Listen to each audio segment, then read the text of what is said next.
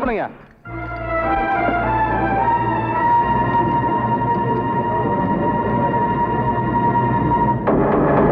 அந்த அனாதை பண்ணி இவனை என்ன பண்ணிச்சு? பாவி, அவளையும் ஆத்துல தள்ளி கொண்டுட்டானே. கொன்னுடுவேன்னு அடிக்கடி மிரட்டுவான். சொன்ன மாதிரி அந்த அம்மாவை கொன்னுட்டானே.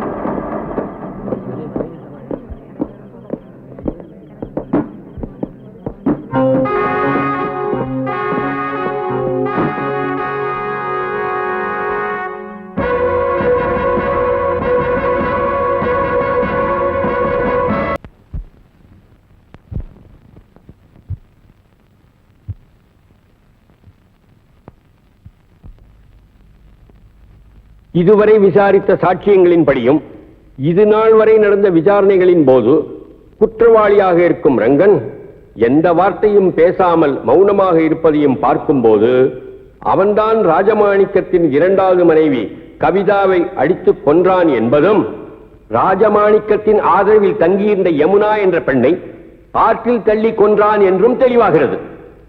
ஆகவே இந்திய குற்றவியல் சட்டப்படி குற்றவாளிக்கு உயர்ந்தபட்ச தண்டனையாக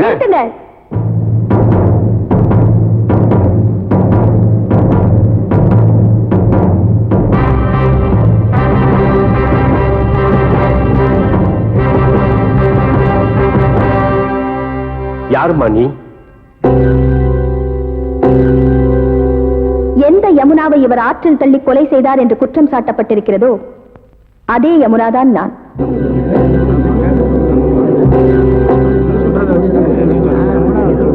ஆர்டர், ஆர்டர், ஆர்டர். கொலை செய்யப்பட்டதாக கூறப்பட்ட யமுனா இந்த பெண் தானா? மிஸ்டர் ராஜமாணிக்கம் உங்களை தான்? ஆமா. My God. கனம் நீதிபதி அவர்களே, இந்த வழக்கு சம்பந்தமாக சில முக்கியமான உண்மைகளை கூற வந்திருக்கும் எனக்கு அனுமதி அளிக்க வேண்டும் என்று கேட்டுக்கொள்கிறேன். அனுமதி அளிக்கிறேன்.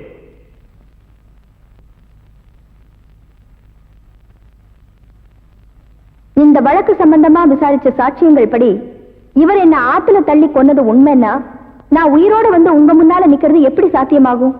அப்படியானால் இதெல்லாம் வேணும்னே இவரை பழி வாங்கறதுக்காக எதிரிகளால உருவாக்கப்பட்ட கதை. அது மட்டும் இல்ல, என்ன எப்படி இவர் கொலை செய்யலையோ அதே போல ராஜமாணிக்கத்தோட இரண்டாவது மனைவி கவிதாமாவையும் இவர் கொலை செய்யல.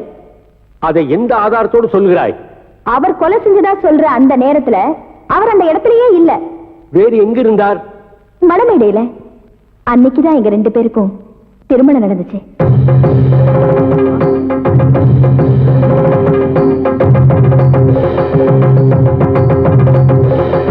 இதோ இவர் எனக்கு கட்டின தாலி.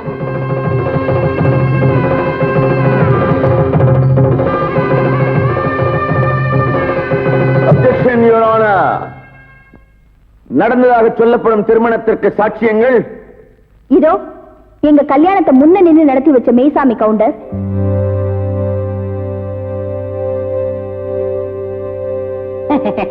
எங்க கல்யாணத்துல மந்திரம் சொன்ன புரோகிதர் சீனிவாச ஐயங்கார், மேளம் வாசிச்ச பொன்னுசாமி, சமையல்கார வரதப்பிள்ளை.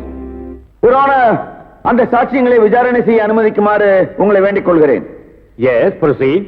Thank you. நீங்க போலாம். மெய்சாமி கவுண்டர், மெய்சாமி கவுண்டர், மெய்சாமி கவுண்டர்.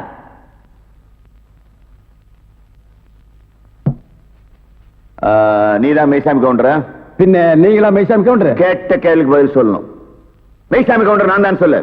நான் தாங்க மைசாமி கவுண்டர். அப்படி சொல்லு. உங்க குடும்பத்துல எத்தனை பேர்? ஏன் கோர்ட்ல ரேஷன் கார்டு கொடுக்க போறீங்களா? ஐயோ, கேட்ட கேள்விக்கு பதில் கேளுங்க. எத்தனை பேர்? 3 பேர். போன மாசம் 16ஆம் தேதியில இருந்து 4 பேர். அது என்ன 16ஆம் தேதி? அன்னைக்கு தாங்க என் ஒய்ஃபுக்கு டெலிவரி ஆச்சு. சரி, இந்த ரங்க யமுனாவுக்கு எங்க தாலி கட்டினா? இடுப்புல. கழுத்துல தாங்க கட்டுவாங்க. எல்லாரும் கழுத்துல தான் கட்டுவாங்க. எந்த ஊர்ல கட்டினா? அப்படி விவரமா கேட்டா தாங்க தெரியும். விவரமா கேட்கறேன். எந்த ஊர்ல கட்டினா? அவளமல்ல. அப்படியா? நீங்க தான் முன்ன நின்னு இந்த கல்யாணத்தை நடத்தி வச்சீங்க. நான் முன்னால் நிக்கிறீங்க, நான் பின்னால் என்ன? முன்னால் ரங்கம் தான் நின்னு தாலி கட்டினா. அப்படியா? நீங்க போலாம். நல்லா யோசனை பண்ணி சொல்லுங்க. மறுபடியும் கூப்பிட்டா நான் வரமாட்டேன். யோசனை பண்ணியாச்சு, நீங்க போங்க. போலாமா? அப்ப நீங்க ஹலோ சீனிவாச ஐயங்கார், சீனிவாச ஐயங்கார், சீனிவாச ஐயங்கார். நீதான் சீனிவாசனா? அவன் இவன் என்று ஏகவசனம் பேச வேண்டாம். சீனிவாச ஐயங்கார். சீனிவாச ஐயங்கார் நீங்க தானா? யாம் யாம். நீங்க தான் தாலி கட்டினதா? ஐயோ, நான் கட்டலங்க. நீங்க தான் மந்திரம் சொல்ல சொல்லி தாலி கட்ட சொன்னீங்களான்னு கேக்குறேன். ஆமா ஆமா ஆமா.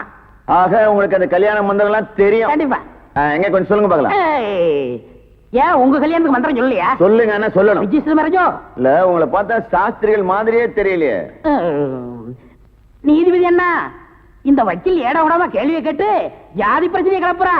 இதை நீங்க கண்டிச்சு வைங்கோ. நான் சொன்னதை அப்படியே குறிச்சுக்குங்கோ. நீங்க போலாம். பட்டுமா தம்பி?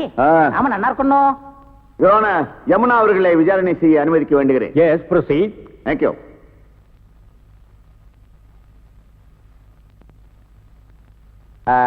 கல்யாணம் நடந்ததா சொன்னீங்க, முதல் இரவு நடந்ததா? நடந்தது. விடிய விடியவா? ஏன் வெடிஞ்சதுக்கு அப்புறம் நடந்தா நீ என்ன பண்ணுவ? தலைய பாத்தீங்களா? தலைய பாக்குற மாதிரியா வச்சிருக்கான், செவத்துக்கு சுண்ணாம்பு அடிச்ச மாதிரி. யுவர் ஆனர், பெண்ணோட பெருமையை உணராதவர் இந்த வக்கீல்னு நினைக்கிறேன். இந்த கேஸ்ல நாம தோத்து போயிடுவோங்கிற பயத்துல அநாகரிகமான கேள்விகளை கேட்டு பெண் இனத்தையே அசிங்கப்படுத்துறாரு. வழக்கறிஞர் கேட்கத் தகுந்த கேள்விகளை மட்டுமே கேட்க வேண்டும் என்று கோர்ட் உத்தரவிடுகிறது. Judgement reserve.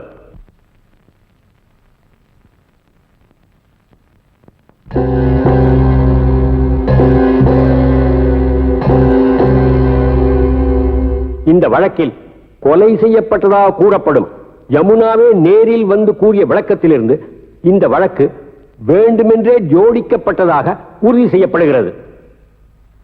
மேலும் ராஜமாணிக்கத்தின் 2வது மனைவி கவிதாவை ரங்கன் தான் கொலை செய்தான் என்பதற்கு உள்ள சாட்சியங்களைப் போலவே கொலை நடந்த இடத்தில் ரங்கன் இல்லை என்பதற்கும் வலுவான சாட்சியங்கள் இருக்கின்றன. அதையும் ஒதுக்கி தள்ளிவிடுவதற்கில்லை. எப்படி அவர் யமுனாவை கொலை செய்யவில்லையோ அப்படியே ஏன் கவிதா கொலையுண்ட நேரத்தில் அவர் அங்கே இல்லாமல் இருந்திருக்க கூடாது என்ற சந்தேகம் எழத்தான் செய்கிறது. எனவே சட்டப்படி அந்த சந்தேகத்தின் பலனை குற்றம் சாட்டப்பட்டவருக்கு சாதகமாக கொண்டு ரங்கனை விடுதலை செய்து தீர்ப்பளிக்கிறேன்.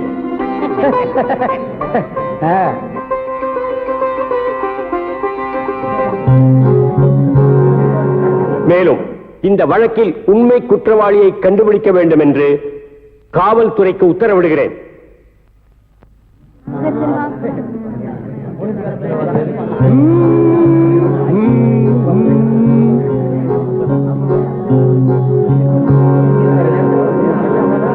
ஐயோ, வாடகை வெட்டி அரிக்குதே. இந்த வேஷத்தை நான் கலைச்சிட போறேன். அடிச்சன்னா குடுமி அந்தமான்ல போய் விழுந்துரு. அது கூட என்ன அவசரம்? ரங்க வரட்டும். அண்ணே, எல்லா ஏற்பாடும் பண்ணிருக்கமா, சீக்கிரமா ரங்க வந்துருவான். எல்லாம் உங்க முயற்சியாலதான். நீங்க செஞ்ச இந்த உதவிக்கு நான் என்ன கைமாறு செய்யறதுனே தெரியல. நான் என்னமா அப்படி பெருசா செஞ்சிட்டேன்? நிச்சயமா பெரிய விஷயம்தான். ஆத்தோறு ஒதுங்கி கிடந்த என்ன காப்பாத்தி இத்தனை நாள் அந்த ராஜமாணிக்கம் கண்ணில் படாம என்ன ஒளிச்சு வச்சிருந்தீங்களே, இது பெரிய விஷயம் இல்லையா? எல்லாத்துக்கும் காரணம் என் எதிரியும் ஓ எதிரியும் அதே ராஜமாணிக்கமா இருந்ததுனால்தான். என் சகோதரி கவிதா வாழ்க்கையை கெடுத்தவனை பழிவாங்காம நான் விட மாட்டேன். அவனை இதோட விட்டுட்டேன்னு மட்டும் நினைக்காத. இந்த கேஸ மறுபடியும் கிளறி அந்த கொலையை பண்ணது அவன் தான் நிரூபிச்சு அவன் ஒரு வழி பண்ணாம நான் விட மாட்டேன். நாங்க வரோம் தங்கச்சி.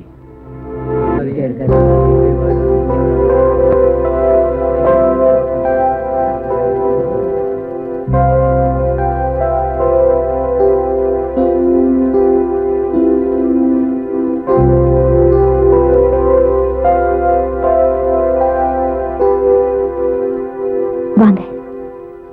என்ன மன்னிச்சிடு யமுனா. உன்னை புரிஞ்சுக்காம, உன் அன்பு தெரிஞ்சுக்காம உன்னை கேவலமா நடத்திட்டேன். உன்னை வேற பாத்துல புடிச்சு தள்ளிட்டேன். ஆனா நீ காலம் எல்லாம் அந்த பாவிய நம்பின. இத்தனை நாள் ஏமாந்த அவ செஞ்ச துரோகத்தை இப்பதான் புரிஞ்சுக்கிட்டேன். அவன் இப்பதான் உங்களுக்கு துரோகம் செஞ்சான்னு நினைக்கிறீங்களா? இல்ல, உங்க குடும்பத்தை அழிச்சவனே அவன்தான்.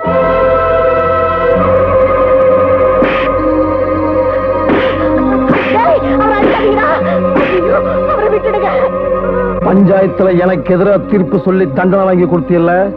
ஆமாண்டா, நீ செஞ்ச தப்புன்னு பஞ்சாயத்து தீர்மானம் பண்ணிச்சு. நான் தண்டனை கொடுத்தேன். இப்ப உன்னால என்ன பண்ண முடியும்? ஒண்ணும் பண்ண முடியாது சாமி, ஒண்ணுமே பண்ண முடியாது. நீ இந்த ஊருக்கே நாட்டாம, நீ சொன்ன இந்த ஊரே கேக்கு. உனக்கு ஒண்ணும் பண்ண போறது இல்ல. டேய், அந்த பாம்பு வெட்டு வந்து கொடுக்கடா.